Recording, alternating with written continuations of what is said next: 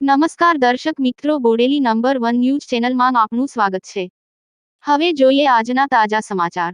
નસવાડી તાલુકાના જામલી ગામમાં એક મહિનાથી ડામર રસ્તાની બાજુમાં મોટો ખાડો પડી ગયો, જેના લીધે સરકાર બસો તેમજ મોટા વાહન નીકળી શકે એમ ન હતા। એક મહિનાથી નાની કડાઈ બસ અને કપરાલીથી ઢસા બસ અને લીડા ટેકરા સ્કૂલ બસ આ ત્રણેય બસોનો રૂટ જામલી માથાઈને ચાલે છે, અને જામલી ગામની આજુબાજુના ગામના લોકો પણ જામલી ગામમાં આવીને બસોમાં બેસતા હોય છે અને આવતા હોય છે। તો એક મહિનાથી મુસાફરોને મુશ્કેલી વેઠવાનો વારો આવ્યો છે, તો તંત્ર ક્યારે ધ્યાન આપશે એવી લોક માંગ ઉઠવા પામી છે।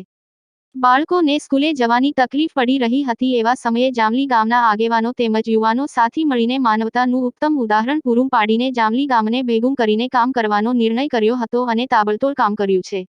આ એકતાનો બહુ મોટો સિંહ ફાળો જામલી ગામના વડીલો અને યુવાનોનો છે। આવી એકતા આપણામાં બની રહે તમામ મિત્રો વડીલોને ખૂબ ખૂબ આભાર। અહેવાલ અરવિંદભાઈ વી ભીલ, નસવાડી।